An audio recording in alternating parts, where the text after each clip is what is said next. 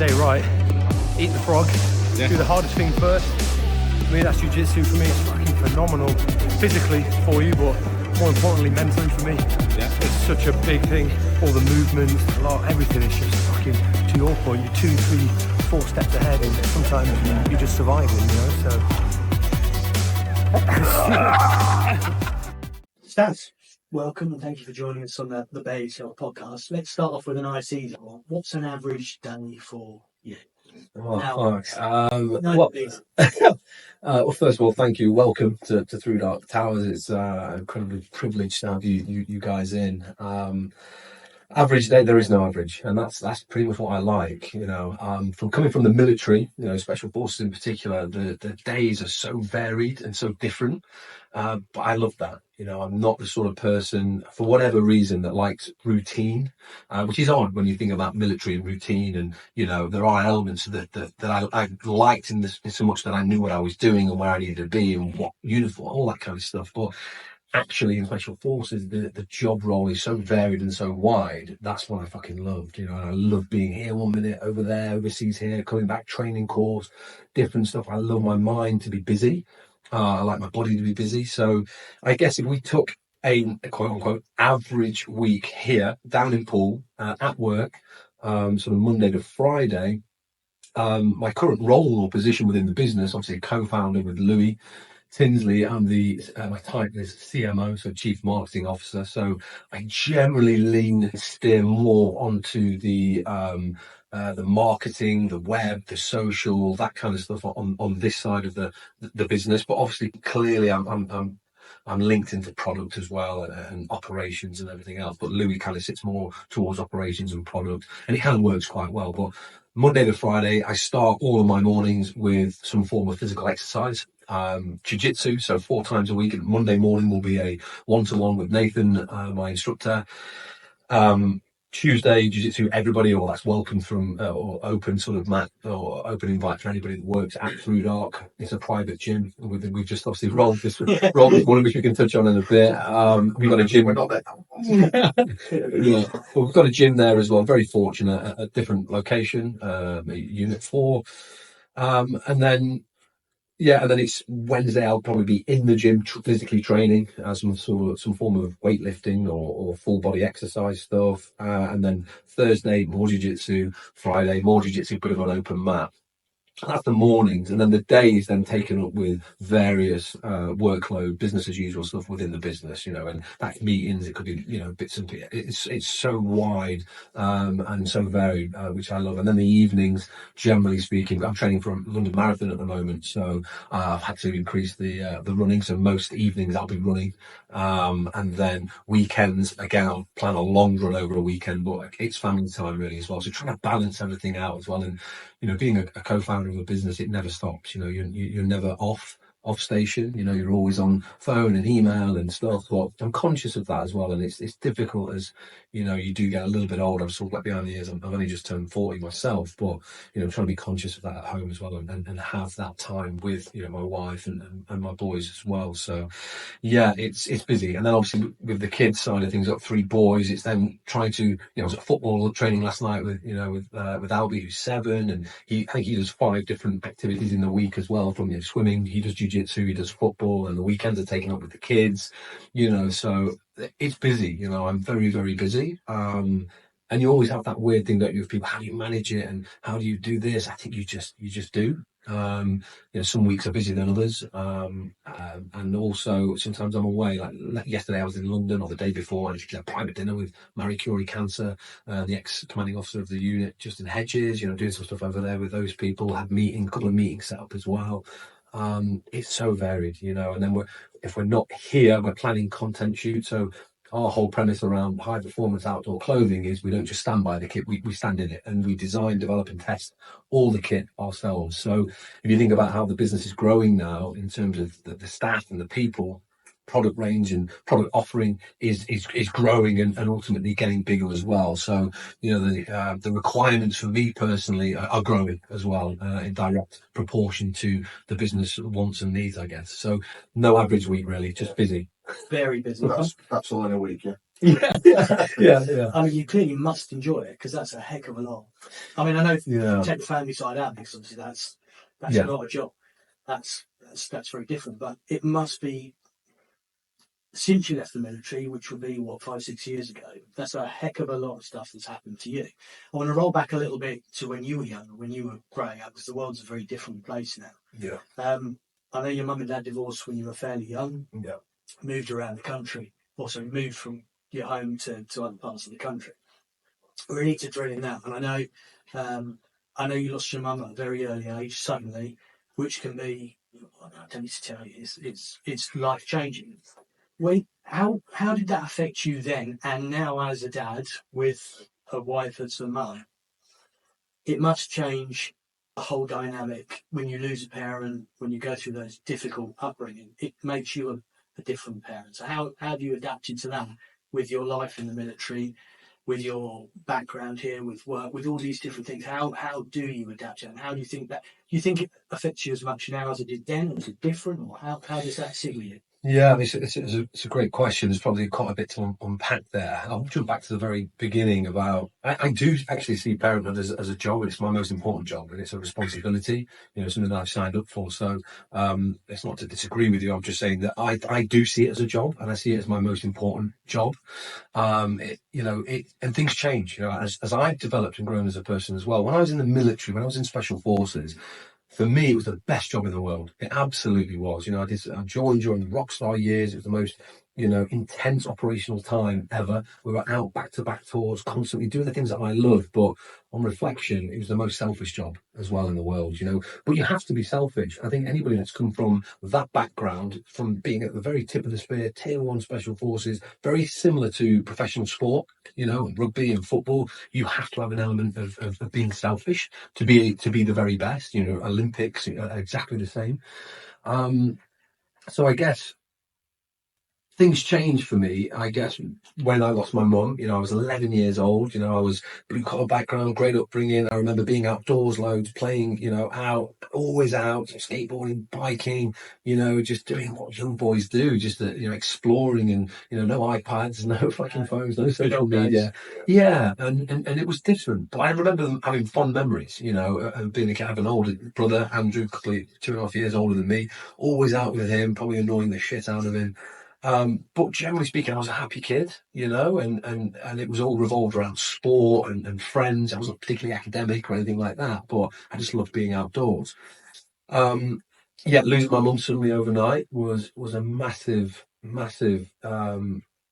change of direction for me as a kid. I was 11 years old, and to weave in sort of another question that you asked about that, now that I'm a parent, what do I think about that? Well, my eldest boy, Lucas, he's 12 now, but I do remember looking at him last year and thinking, fuck, I was your age when I lost my mum. And I then think about him, how that would affect him, and how it affected me, and I think I can only talk from my sort of own experience and my perspective as well. It certainly made me quite angry and quite bitter. I started turning into a bit of a victim. I started looking at things like, why me? Why has this happened to me? What have I done to deserve this? And it lit a fire in my belly. It made me quite angry, quite resentful. But thankfully, looking back, I managed to channel that. And I channeled it into sport, and in particular, I was up in Wigan, big rugby, town. I then relocated when my parents were divorced to Nottingham, Mansfield, Pitt Village, and it was all football. So I just got heavily into football and just kind of channeled that energy and that anger into sport. But it did affect me. Clearly, it affected me and everything else. It's one of the things I do remember quite vividly, though, is that I didn't really cry. I didn't show much emotion, which I don't know why. Whether I just kept everything in. But I remember sort of weirdly at the funeral, sort of almost trying to force tears because I felt like that was the right thing to do.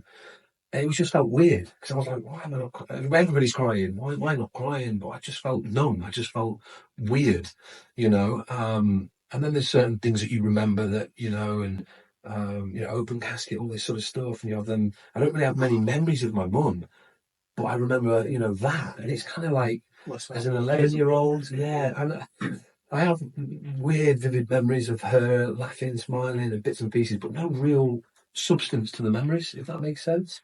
Which is strange, you know. And I don't know if my mind has parked that somewhere and just sort of enabled me to deal with it emotionally and just said just fucking just park all the memories. I don't know. I've never really thought about it in that much detail before. But yeah, it's definitely sort of changed my perspective, you know, as becoming a parent, you know, and unless you're or until you're a parent, you can't explain to somebody those feelings of love and everything else that are associated to be. There's nothing like it in the world. It's incredible, and you know, as I have got older and I've left, left the military and started ThruDark. ThruDark's very similar in terms of the commitment and the passion and the purpose that you have to apply to owning and running a business. You know, fortunate that I had Louis with me as well, and we could sort of lean into each other. So yeah, there's been a lot of stresses and strains, you know, associated to that, and there's probably a theme of being needing to keep busy and keep my mind busy, and you know, I don't mind alone time, you know, but most of my time is spent either doing stuff or with other people, and that probably something to unpack as well. Yeah, I was going to ask you that actually. Clearly, you are on a hamster wheel, but it seems like you're having a lot of fun doing it. So I just wondered, and you touched on it then about sort of throwing yourself into sport, throwing yourself into football. You know, are there times where you do start to reflect? Having heard what you just said about seeing it, putting things away somewhere that you haven't had to unravel before, you haven't had to question, you haven't had to go looking for it, which you don't really need to unless something becomes destructive. It seems like you're just happy continuing on this sort of it's not routine, but it's certainly just a busy life with everything that's going on, but certainly well within your capabilities. Yeah, that's a good question. I think there's probably two ways of looking at that. Am I filling my time with all this kind of other stuff because I don't want to think about the other things that have affected me, or for me, the military gave me a very, very unique perspective on life. You know, I've seen the best and the worst in people and, you know, humanity. And that's one of the main things I did take away, you know, from the military was this, you know, perspective and almost fuck, I've got one life, you know, and to be quite stoic about that and just think, I want to fucking wring the neck out of this life and make the most out of it because it can end at any moment, you know, and I always sort of bang on about that. You know, I don't live in the past and I also don't live in the future. I try as best as I can to live in the present and the moment and be respectful of that and this whole thing of gratitude and practicing gratitude. But most of the time, I'm a glass half full kind of person. I'm always quite positive. I'm quite passionate. And I think that's kind of helped me, I think, moving forward. The hamster wheel analogy is absolutely correct. If you look at what I've done since, you know, being a kid and football and almost being, you know, going down the professional football route, you know, injury, then being lost a little bit and finding my way, then working in a gym and the fitness side of things, and then reading the military books and the Andy McNabb and planting a seed for the military, you know, joining the Royal Marines. I've always wanted to push myself, just keep pushing and pushing and to see how far I can go. And I don't know if that's nature, nurture, probably a bit of both. I'm not sure because I'm quite similar but very different to my brother, you know. So there's, you know, I look at that now with my three boys, you know, Lucas who's 12 and Albie's 7 and Hugh's just about to turn 3. They're all very different people, which is strange, isn't it? You think, well, I don't get it. Why are they? Yeah, you sort of, what is it? You know, but I think that's beautiful. We're all very different people. Things drive people differently and we all have different wants and needs, and as you do get older as well, like, you know, again, I'm only fucking 40, but I've still got a lot to learn, but I've done quite a lot of self-reflecting in the last kind of few years since leaving the military and, you know, setting up a business. I've learned a lot about myself and leadership and team and everything else, and you know, trying to fucking get as much information. I almost panic sometimes because I'm like, I need to learn more and read more, and you know, and that's through podcasts or reading books. But I think something that keeps me quite grounded is you know, I don't reflect so much in terms of I don't meditate. I won't sit in a room, and I've tried the guided meditation stuff, and in fairness, probably didn't see it through long enough. I tried the 10 minutes, back in the end, you know, during a lockdown, you know, I thought great opportunity to take 10 minutes out of your day and And I just found it very difficult. I kind of find my meditation or my calm when I'm doing, and it sounds crazy, doing jiu-jitsu or something like that, when I'm in that flow state and I can just that's the only thing I concentrate on that time. I think that's very important for people and for men in particular to have something to aim towards, to have a passion and a purpose and have something that you can fix on. And it's physically very rewarding, but the main benefits I get from jiu-jitsu are mental sort of benefits, I guess. So yeah, it's a difficult one really. One thing I did find quite amusing was the phone's out. The phone's out. no, we'll come to the clips and we'll come What to was that saying about that it's not the Christian in the arena? No, it's your whiteboard, and you've got a list in green: Unit 4, dismantle some rags, organise new store area, blah blah blah, all that stuff. Below it, you've got your circuit. I just find it quite amusing. It's quite a nice. I wanted to ask you about it. You know, obviously fitness is massively key to you. And you've got this, you know, as is your work. Yeah. You've just explained that. And you touched on family as well, but you know, it is like the hamster wheel, just in writing. The two correlate really close together, don't you? Fitness and your jiu-jitsu, mental health, but your work as well. It doesn't seem like you're using either of those to get away necessarily. It feels very natural to get, you know, to be, that's just part of you, who you are. Yeah. Yeah, I spoke to a local doctor that I know as well, and sort of going through having blood tests done, you know, and against 40, I'll have full bloods done, all this kind of stuff. And about 6 months ago or to a year ago, I was feeling really tired, lethargic, thinking, fuck, I'm only just about to turn 40. What's wrong with me? Not a lot of mental clarity. I wasn't very sharp, feeling tired, you know, sleeping. My sleep-wake routine was all sorted. Everything was good. And my nutrition, training, I'm waking up I feel absolutely knackered. Like, what's wrong with me? So I spoke to a doctor, had all the bloods done, you know, sort of low testosterone here, and vitamin D, whatever, deficient bits and pieces. But it was interesting because he, as well as the physical or the bloods that were taken, he said he sort of was like, well, let's look at like you and your lifestyle and what you're obviously a busy person. And one of the questions he asked me was quite interesting. He was like, what do you do to relax? And I was like, what the fuck do you mean relax? And he was like, he went, don't say the gym. Don't say jiu-jitsu. Don't say going for a run. Yeah. What do you actually do to, you know, sympathetic, parasympathetic, and all that balance? I was like, it's a good point, actually. Not a lot, you know, and I find it very difficult to relax. Holidays are great for me, but, you know, my missus can sit on the beach and working 10 fucking hours, not now with the kids, obviously, but you can sit there and soak it. I just can't do it.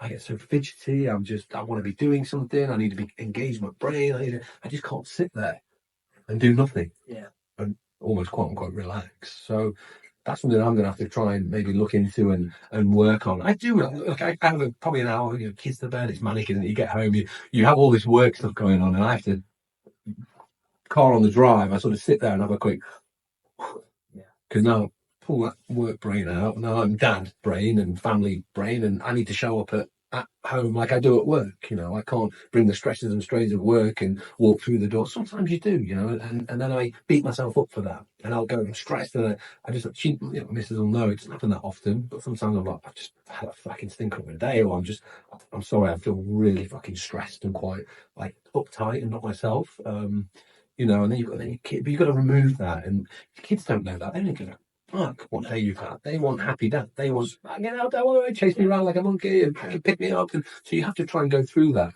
But sometimes it's almost like an act, isn't it? And there's that saying, isn't there? And I love that sort of saying the Japanese have about people wearing 3 masks.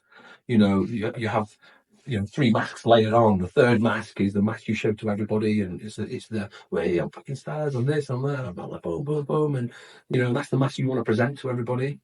You remove that mask when you go home, and then you're kind of, that's the mask that you can show to your missus, you know, to your close friends. That's kind of a reflection of who you are. You know, you can relax a little bit and not be so fucking, you know, on station, on show.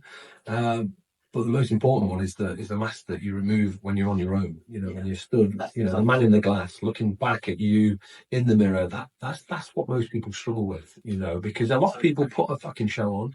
You know, because you have to put a show on. You have to turn up, and it's important as long as you recognise why you're doing that and how you do that.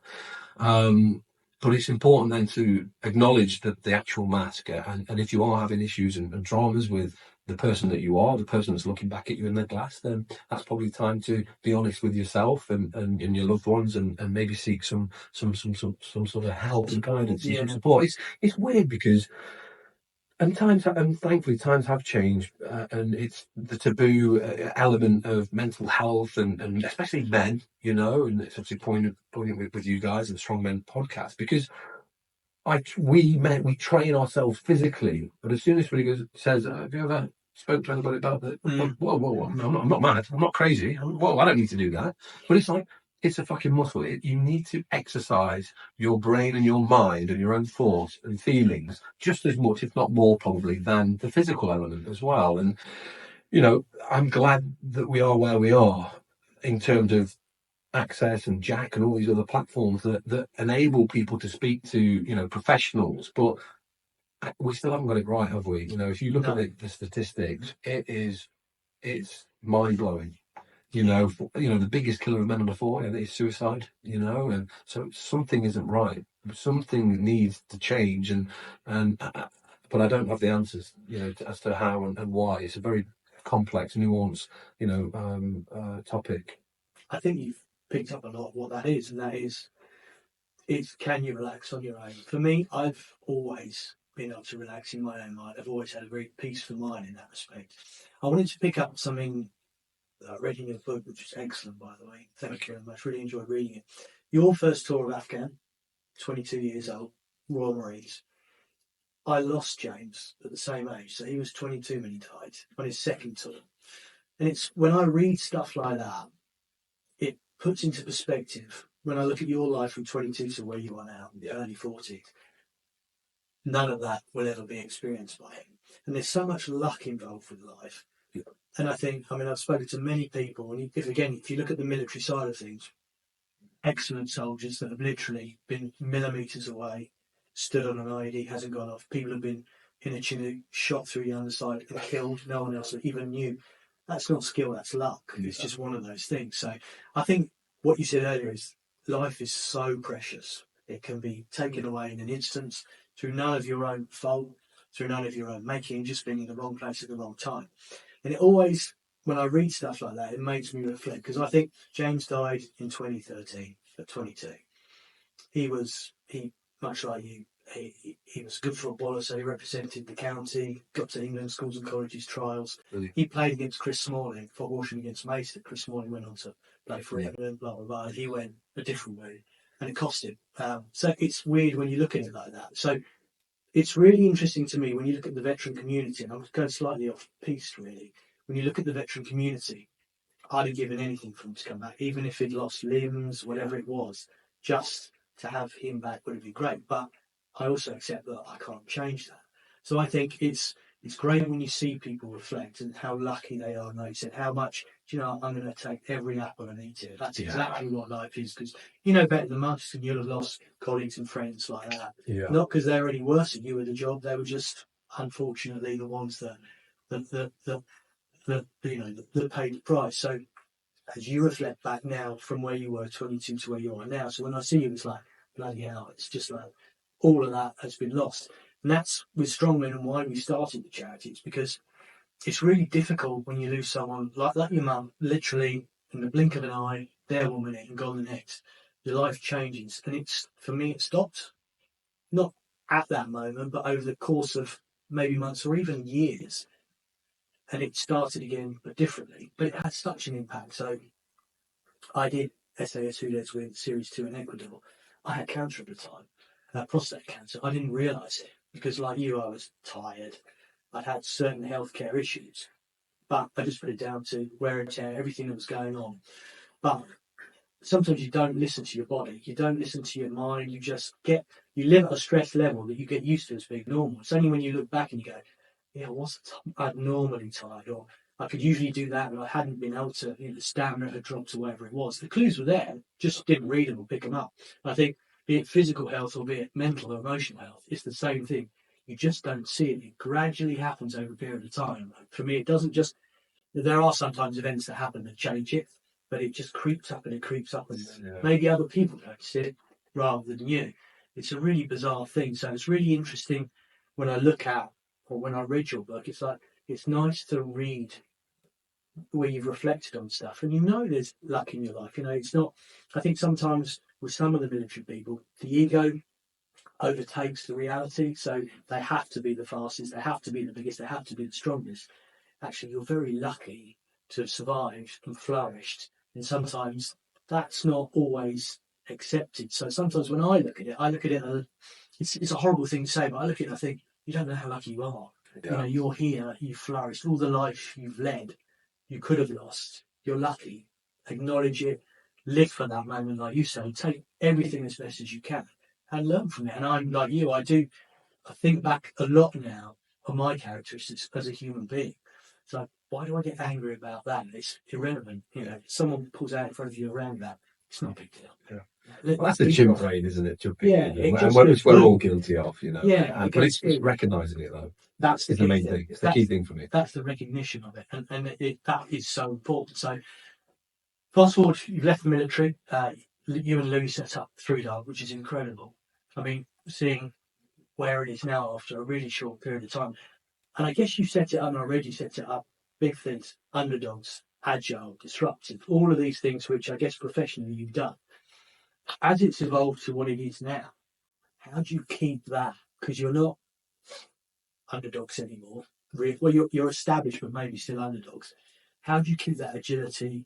Everybody on the front foot rather than the back foot. How do you, with your background, because civilian world to military is very different, and I know you try and bring a lot of the relevant military skills to the organisation, and it works really well. But how do you keep yourself like that, agile? Keep your ego to the back. I'm Staz. This is the way we do it. How do you take the whole thing as a sponge rather it's the other way? A good question, a lot to sort of unpack. But I think one of our core values or ethos that we have here at ThruDark, amongst some others, and which we pulled across from the military, because a lot of things do transfer very well across from high-performing teams and military and special forces, but not everything. We've had to learn that as well. But one of the main things that I would sort of lean into there is the unrelenting pursuit of excellence. That underpins everything in special forces, and it has within ThruDark that unrelenting drive and pursuit to be the best at whatever you do. And me and Louis often jokes, I think if we'd have set up a kitchen outfitters, we would have wanted it to be the best, in the country and in the world, and to take over, because that's the type of people that we are. We dive into the detail and we want to be the very best at whatever we do. And that sort of underpins everything, at ThruDark. But, you're right in terms of looking at, perspective and look. I've got two kind of thoughts about look, and I agree with you, that you need a hell of a lot of luck and the rub of the green. I look back at things that have happened, even on selection and little stories of like, it could have just tipped the other way there. I wouldn't have passed selection. I was fucking had the rub of the green there, and that happens loads. And then operationally, fucking have those fucking mountains blown up, in vehicles and hit massive IEDs and just, rang my bell, but I've been fucking, everything's fucking hell, the Tarantino style, fucking bullets bouncing around you and looking at your mate at the side, you're like, fucking, I was close, and then to your point, we've lost people where, we've hit IEDs or they've been shot, and it's just, and they're stood next to you, so you do need luck, lady luck has to be on your side, and you have to be aware of that. And that's where I think your ego gets checked as well, because look, ego's a weird one, because I don't think it's just a one set thing, ego. I think that there's a bit of a sliding scale there, and it's knowing where the line in the sand is, because you have to believe in yourself. Yeah. You have to have an element of arrogance and ego and self-belief to, one, first and foremost, think you can do something and achieve it, and then two, to go and do it. So you do have to believe in yourself, and you have to have an element of arrogance and a bit of, and that takes me slightly off topic, but same topic about visualization for me was a big thing. And I didn't realize I was doing it until I got a little bit older and reflected. And I did it in my football sort of young years. Again, I was always very positive before matches. I would think about, I don't know if you did the same before playing a game. I would always run the situational scenario in my head, and I would think, well, what does success look like? How do I want to present myself physically? That's a good pass, or it's receiving the ball. My body position, head up, looking for positive pass or a goal or winning ahead. And you have a little bit of creep of, oh my God, fuck something up. But I very quickly sort of parked that. And 99% of it was all positive kind of affirmation and visualization in my mind. I then took that to the military. And I remember being in the jungle. The jungle phase is particularly difficult. You've already done the hills phase. You've had 4 or 5 weeks running around on the Welsh mountains, big heavy packs. And, that's just a physical test and a robustness test. And you're on your own. It's just point A to point B, repeat, rinse and repeat for 4 weeks. It gets progressively harder and heavier and longer. And that's kind of your ticket then into the jungle. The jungle's 5 weeks. You have 1 week just getting beasted, acclimatization they call it, but you're just getting fucking goosed up and down the beach. To people that are, the DS have already been there for a week and they're acclimatized, and it's follow me. It's fucking hell, savage. A lot of people go now with heat exhaustion, and it's a different environment. And then you could fly into the jungle, get dropped under the canopy. It's just fucking trees for as far as the eye can see, and that's you for 4 weeks. In what you're standing in. And there are times, and that's a massive soldiering test. That is, you're in a 4-man small team, and you've got 1 DS with you watching everything you do, and you have to be a very competent soldier, very good at navigation. You've got to be all over everything, and then you've got to deal with all the obvious stuff, the fucking moving floors and the looking after yourself and the heat management, but also soldiering at the basic level, but to a very high standard consistently throughout that 4-week period. And for me, I remember sort of one day just absolutely been smashed all day, and we're on the ranges doing all these man down drills, and everything's live fire as well. So it sort of the ante is upped. And I remember just thinking, I am absolutely got nothing left. I'm Ian Beale, I'm fucked. And sort of walking, just enough just to try and put 1 foot in front of the other. I'm walking to another place, and I just remember I'm third man in 4-man, so you've got point man, scout, and then second, third, fourth guy, and I'm third man in, and I'm just, I don't know how I look because I'm hanging. I sort of remember looking around behind me to the guy behind, and it's a good friend of mine, Glyn McNary, who used to be a Royal Marine PTI, a super fit guy, and sort of turn around and looked at him, and a little moment I went, I am absolutely fucked. And he looked at me, and I could just see that the life drained from his face. He went, I am fucked as well. He was like, I'm glad you said that. He was like, in his mind, he was like, shit. I was like, no, mate, I feel exactly the same. And you just find a bit of resilience in that and a bit of strength, and you kind of keep pushing and moving through that. Like those, that the ego is very, very useful. Exactly. Yeah. Because you're in amongst your mates, still got something to prove. Yeah. And you refer to it in your book, The Hard Road Will Take You Home, where I think you said that it keeps you safe. It's sort of French and metaphor, because the context you mean that is it keeps you alive. Yeah. Not making the wrong decision because you think keeps you alert. Yeah. Keeps you alert. Yeah. Which essentially will obviously save your life. But when does, even if it's momentarily, because you're very aware of your ego and how useful it is, the innocent ego, when does that get peeled back? Is that just with family? Do you get this helicopter view of Staz going, yeah, that's me on the hamster wheel there, that's the ego kicking in, need that for this meeting, need that for this, need that for this, need that for my book? Is there a time when that gets stripped away? Might be when you're with your kids, or it might be just when you do take the brief time that you do to reflect. Yeah. That's who we really are. It's not, I'm not here as an ex-rugby player. Well, I am to you, but I know I'm not. It's just a label. Yeah. When the death of the ego comes in, what's left of Staz? What are you thinking? And does that give you some the truer perspective of ego? I love that. Did you say honest ego? Innocent ego. Innocent ego. Fuck, I love that. Innocent ego. That's brilliant, mate. And that's a very, very good way of sort of summarising what I was trying to say in terms of the positive terminology that's associated, to ego. And what I was trying to get at on that story then in the jungle and looking around was, I would then revert back to visualization and say to myself, well, I didn't see myself at that moment in time as a recruit or a candidate that was on selection. I looked at myself as, well, what would a special forces operator look like right now? You know, what would that DS at the front? How I was always very conscious of watching them as well. I know we're the ones on course and being watched, but I was always looking at them thinking, well, he must be fucking tired as well. But and they are. But they put that fucking mask on and they present themselves as special forces operators. And that's what I did. I was like, I need to think of myself like that and act in that way. So whenever there's moments of big, firefights that you're doing in the jungle, and then, it's your basic stuff, you would always be cognizant of, no, I'm going to present myself as one of these guys, because that's what they're looking for. They're looking at to see if you can be one of those guys, and as well as all the the other attributes, and bits and pieces. But for the most part, I could control that, and I could say, well, I'm going to project, a level of confidence, assured confidence in my ability. Even though I'm tired, I'll maintain the basic things like a fire position. Lots of guys will lay down and then they'll just sort of, you see them sort of go down, or that you're trying to take a nip. One of the hardest things you can do. It sounds easy. You've got your big Bergen on in the jungle, and you have to take up a fire position next to a tree, and you just take a knee. And you try and take a knee when you've been fucking running around, and hold your weapon in a fucking positive fire position so that you are ready to engage. And some people, you just see it. People just fucking just fold and flop, and they're just, it's not, they just look like a sack of shit.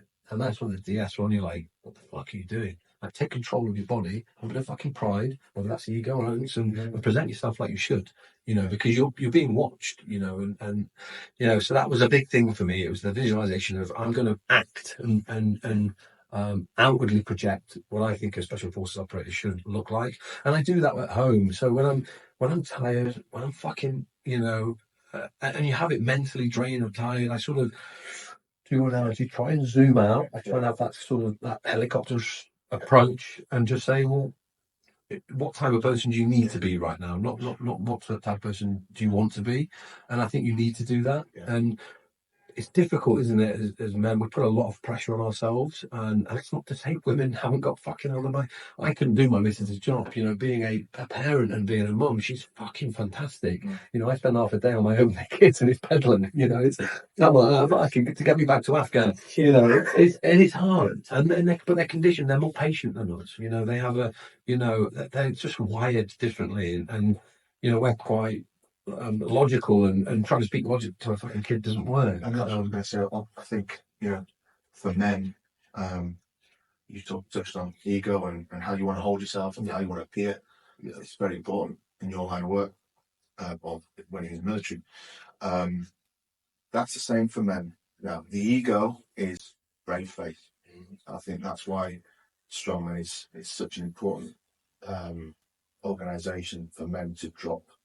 Give them the opportunity to drop that ego, and it is a brave face, and that is just to actually either open up or just be in and amongst men, that's where the ego can be rested. Then you go back into everyday life, into that innocent ego. But I think there's a nice little parallel there to what men can be like and what we all have had to have, adopt the ego. And I think what's difficult there for people, from my experience and what I've seen, is that most of us do this to the best of our ability, and sometimes we fall short, but it is exhausting, and it can be fucking overwhelming for most men, and it is exhausting, because we're trying to project when we know what right it looks like, we know what positive looks like, and after a while it just chips away. So you mentioned it as a death of 1,000 cuts, and it chips away to most people then just get to a fucking breaking point of, I can't do this anymore. I can't pretend, I'm just exhausted, and it's difficult. That's my perspective on it. Is I think that you have to look after yourself first and foremost. You have to be selfish. Back to that selfish part again, and non-negotiables and all this kind of stuff, I think, are super important. And people are like, why do you train so much? But my missus is very understanding. She knows how important it is to me. If I've not trained for a day, 2 days, and then I'm fucking, she's like, go to the fucking gym, do something. Just go for a run, do something, because I can tell you're just getting all fucking anti and the chimp brain. Sure, you'll be all the same tomorrow, won't you? Yeah, we'll see how the body feels. Every day. Anything out the gym.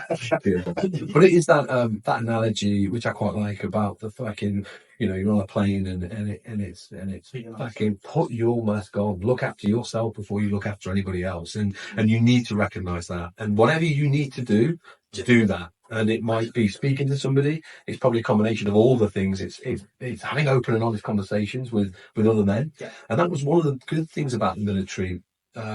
But we felt high pressure situations, very stressful situations, and again very different. The stakes are very different to professional sport. No one's hopefully gonna fucking die. But it's having open conversations. Now, I think it manifests in quite damaging ways from the military and sport. You correct me if I'm wrong, but there's a massive drinking culture, in the military, and because it relaxes people, and then that's when guys start talking, and you're in your echo chamber, you're in your bubble, you're going to the pub, after you've been on an operational tour, we'll all sit around, get the whiskey out, and we'll drink, and everybody sort of relaxes, and then that's when guys will probably start talking a little bit more, but it's probably not the right setting to do it in, but if that's the only thing that some people have, but then they go the other way, don't they? Maybe lean into it too much. They like that feeling of detachment and an ability to speak openly and freely, because you always say generally what you're thinking and feeling, when you are, a bit lubricated and intoxicated. So maybe that's something to look into in terms of, well, how can we get to that point without the beer, without the alcohol? But it also creates a vulnerability because you can say more than you wanted to. Yeah, and then and you almost have the embarrassment the next day. Oh, God, I can't believe I said that. But actually, there might be something to unpick from that. A bit of truth behind that as well. Yeah. But I also think there's what you're saying. It's not just about physical. Everyone. It's a bit of a cliche. Physical fitness, mental fitness. It's so many different. It's hydration. It's diet. It's sleep. It's routine. It's all of these different things that come together. And I think men are, by nature, we destroy ourselves. Yeah. So for the first time I've done jiu-jitsu today.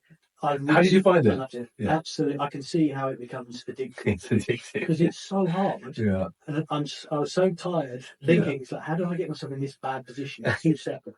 But that's for me, it's better than going to the gym. So going to the gym is fine. Yeah. We've all been doing it. I've been doing it for years. You sit there, do some chest press, whatever. Yeah. But that's an actual functional thing you can do and get better. Life skill. Yeah, it's brilliant. But also you meet people. So it's a community. Yeah. And what struck me is how open and friendly people are. There's no, what are you doing here? Which you get in the gym and you get the meatheads and that sort, which can be quite intimidating if you're not used to it. But a skill like that, be it jiu-jitsu, Krav Maga, whatever it happens to be, it's a community. It's a great, because people want to see you improve. They want to see you. It's just a nice thing. Yeah, I can see how that is. Yeah, and I kind of touched on it on the book as well in terms of white belt mentality. And again, that's for ego as well. For me, it was, yes, I'm very fit and I'm very good at what I can do. And in the gym, anytime I did a gym session or a CrossFit sort of session, it was always, let's do what I'm good at. So whenever I had people come down like Scott Britt's, like CrossFitters, I'm like, he was like, you're never going to win. Always on my turn. But I remember him coming down, Scott Britt's, a very good CrossFitter, a good friend of mine, Nike athlete, and he was like, I'm going to come down, we'll shoot some content. He was like, obviously he's a Nike trainer. He was like, I'll do as a session. I was like, no. I was like, you're coming down to our place. I was like, let me fucking do the session. And I just did all the things I was very good at, rope climbing, weight, and he was absolutely, he was like, for fuck's sake. I was like, okay, that's it. I'm going to pick the things that I can do. I'm not walking around on my hands. I'm doing like what you can do. I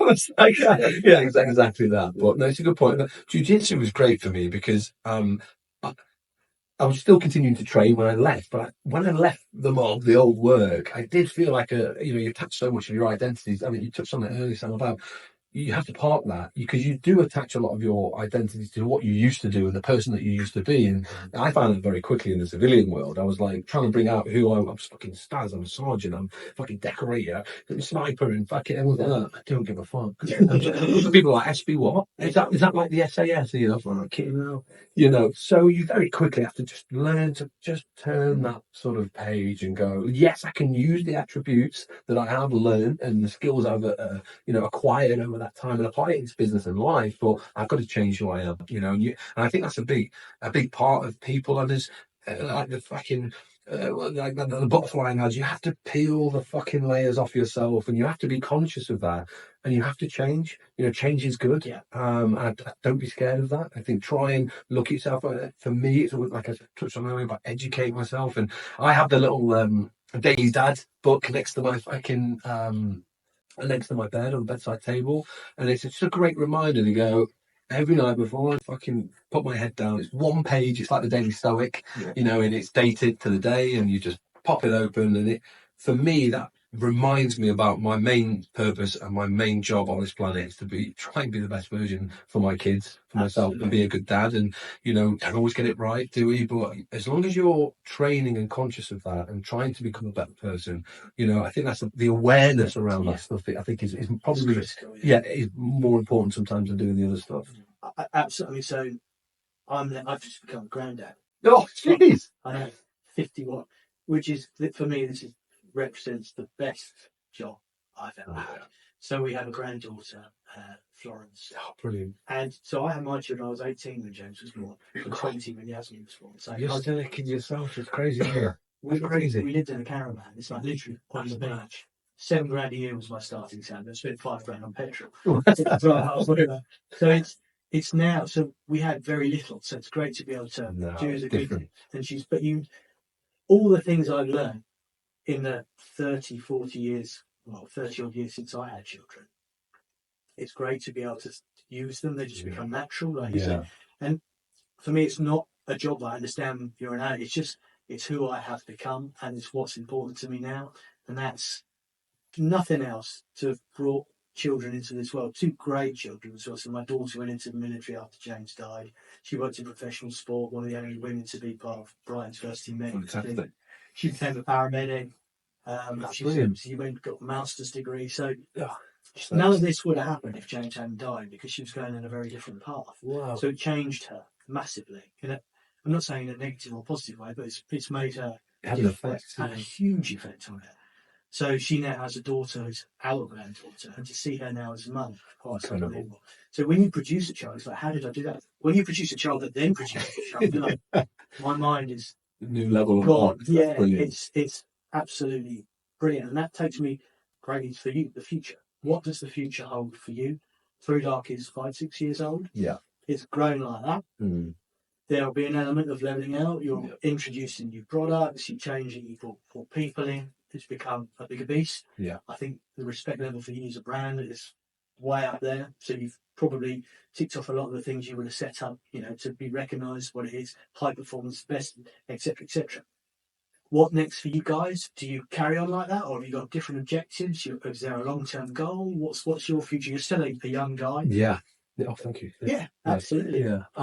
Jiu-Jitsu world champion. Yeah, not. You saw mine. You're not a chance. I'm usually the nail and not the hammer when it comes to jiu-jitsu, unfortunately. But I did, and I want to shout out actually while we're touching jiu-jitsu, then we'll move on and sort of put that to bed. But sort of when I left and we talked about training and the things that I was good at, and then I was like, actually, I got introduced to jiu-jitsu from Sam Sheriff. He was at 22, probably got that wrong, 22-year full-term like Marine reorg. So he was a PTI, he left, he was the first black belt in the Royal Marines, and he introduced me to jiu-jitsu. It's something that I always wanted to do, listen to Joe Rogan, and I heard nothing but positive things about jiu-jitsu, and I was like, I need to. I always had an excuse not to do it when I was in the service. It was too busy. I can't really do that, and I just need to train functionally for the job and the role and blah blah blah. Excuse. And I left. I was like, well, actually, I could actually do this now. And we've got a set up. We're very fortunate in the other unit that you've seen, and you just roll them out every morning. And Sam came down, and I'd had the usual kind of excuses of my back's in bits, my knees fucked, and my hip, all this kind of stuff, which is true. And I thought I wouldn't be able to do it.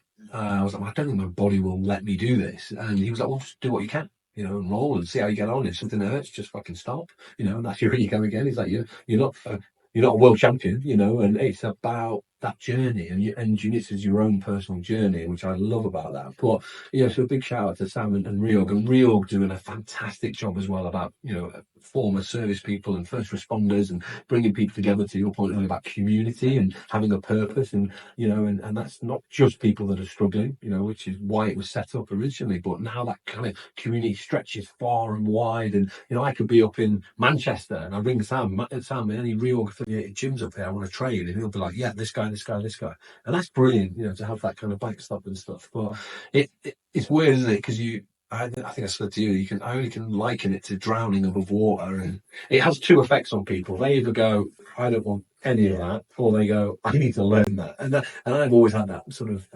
I guess, mentality or thought process of, fuck, I need to learn that, and I want to become good at that. I can understand. Yeah. It can quickly become addictive. Yeah. So back to your question, where do I've got, I guess, a couple of things. What's going on right now, and what I do right now, how does that affect the future, but also where do I want to be personally, and then also where do I want to be professionally.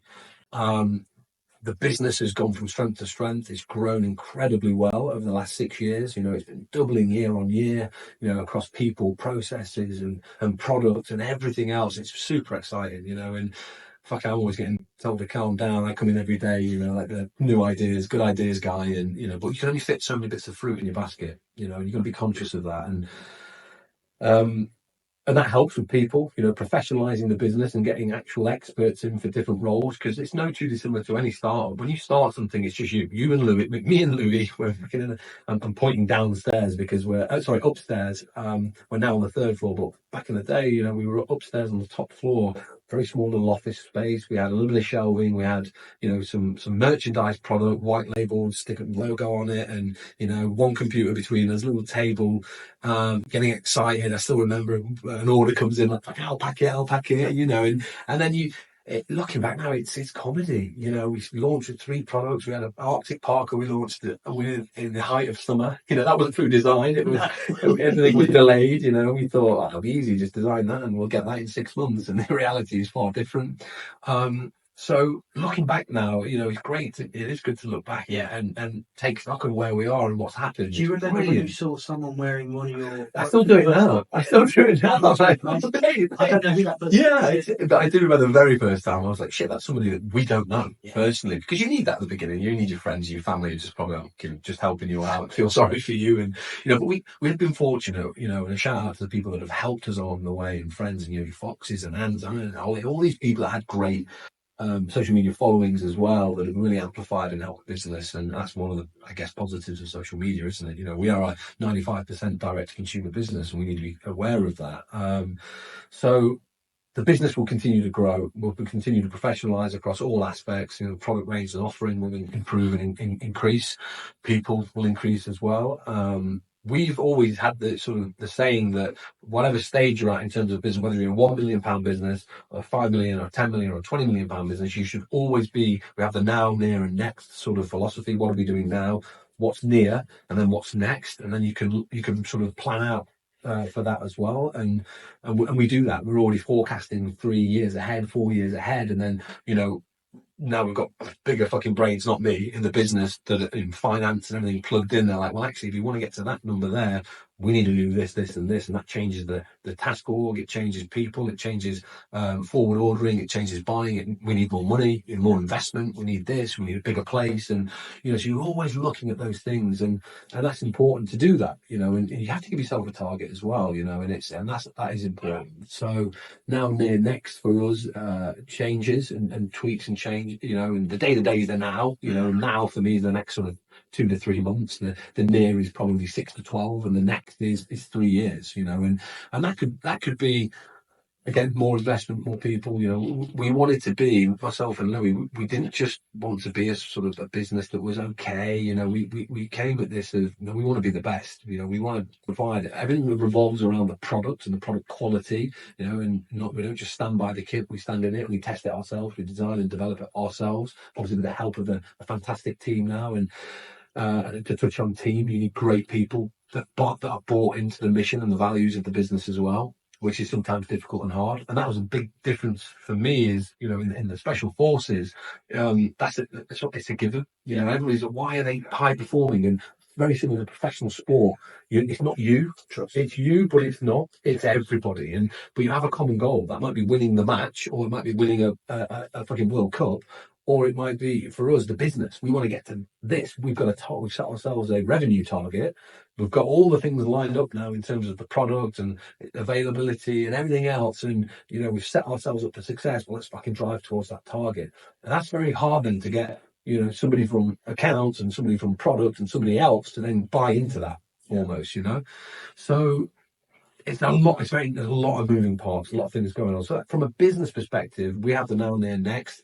We have revenue targets and things that we are setting and striving towards, and we're doing very well at that at the moment. Like I said, it's just been doubling year on year on year, and with that comes lots of other complexes and from business and people and processes. Everything it becomes complicated. But then you add layers of professionalization across the business. We've just got a new CEO, and Chris, very, very intelligent person. Then we start looking into data, and we start looking at advertisement, and it's multifaceted across many touch points within the business. So that's going on. I'm excited. Obviously, you can probably tell I'm excited for the future of ThruDark and what that means. I think we showed you some sneaky products that are coming as well. And they're not. And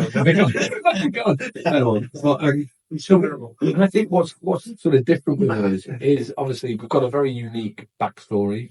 We're very credible, we're authentic. And I mean that doesn't come across as arrogant. I think that's our USP. That sets us aside. That makes us different from a Rab or a Montaigne or a fill in the blank. There's no other kind of business like us at the moment in the UK that have left special forces with all our combined 26 years of specialist military experience. We fucking worked and operated and thrived in some horrific conditions, from snow and desert and jungle and all this kind of stuff. And I guess that's why we left and we sort of came up with the idea. We were sort of thinking naturally we would transition into a well-paid kind of security job, which we did for a bit. We worked Super Bowls and all those kind of things, which were great.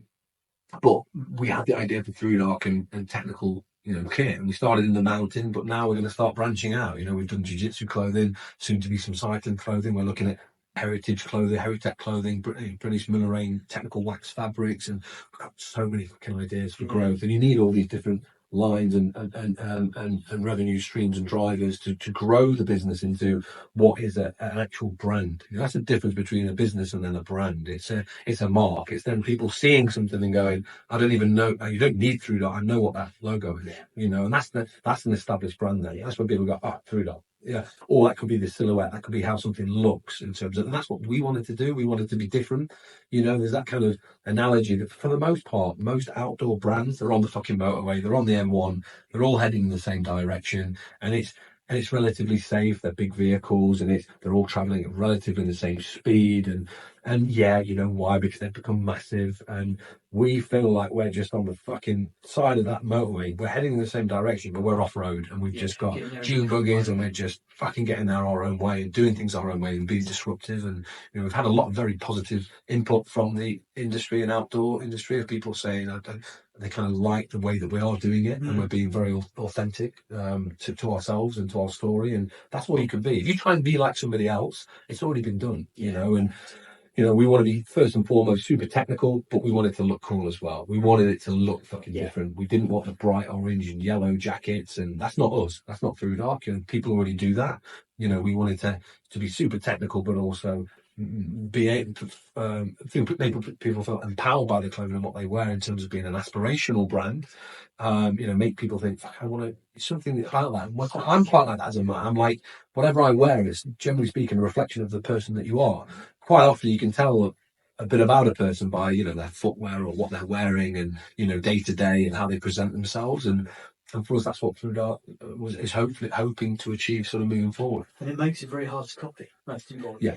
That's another people aspect. try them. People will try, and that's fine, But that's from a content and product perspective. But listen, you'll always be the first of what you do. It's a compliment. It's a compliment, and you will always be the first of what you do, and that's fine. But that's the business. That's the professional side. So personal side for me, it's personal growth and being quite reflective now as a person.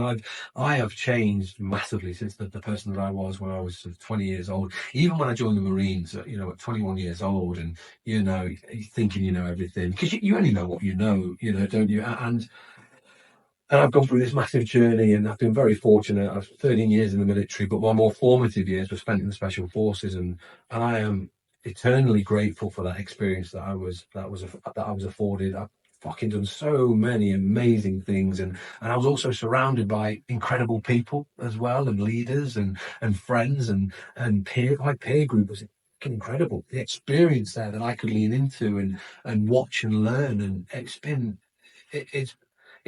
incredible for me as an individual. But moving forward now, looking forward, like you said earlier, put that to one side, and who do I want to be? I want to be a good person. I want to be, I hope somebody that my kids can be proud of and have a bit of a legacy. Legacy is not massively important to me, but it is in so much that I hope that it inspires my kids to be the best versions of them. And that's not me saying they need to be like me or they should achieve what I've achieved. I'm not saying that, I'm just saying that hopefully it inspires them to go, fucking hell, yeah, look at Dad's doing that. And that's that drive and that passion and that energy. Good habits. I want to fucking... It's good habits. Project that. Create So, good habits. Yeah, and at least try to the best of my ability set those guys up for success, in life. So yeah, there's a lot going on, and be a better husband, be more present, be a better father, and be aware. But I think that's all does come down to awareness. A lot of people sometimes don't reflect enough to be aware. And it's putting your phone down when your kids are trying to fucking pull at your fucking arm and you're fucking 1 minute. It's shit. Having that awareness to go, what am I doing? Yeah. What's more important, and what's, and just being on station, being present, in that moment. It's difficult because, you fall into those kind of traps, don't you? And, with your missus and that, we sort of laugh. It's sort of funny meme actually, like about being married. It's 90% when you're on your phone, and then the 10% when you're not. It's pointing out that your partner's on their phone, but it's fucking, it's giving it a, wait a minute. But look, for me, we're only here, for a short period on this earth, and I think we should maximise it. I think we should make the most out of the time that we're given, and be thankful for that, and just try to grow and be better people. We don't always get it right. I don't always get it right. There's times and days that I have a fucking bad day, and I just think, and it's hard sometimes to get out of that. And I think, what am I doing? This isn't me. But something's not right. Something's off. The wires have crossed, or the circuitry's a bit off, but it's understanding that a bad day's not a bad week, it's not a bad month or a bad year, and trying to break that cycle and through different things is coming back round again to awareness. I think for most people, and for myself in particular. So yeah, lots going on. Staz, thank you. Thank you. You've been brilliant. Thank you guys. Thank you. Brilliant. No, thank you, mate. Cheers, legend. Top man. Thanks, mate. Really cool.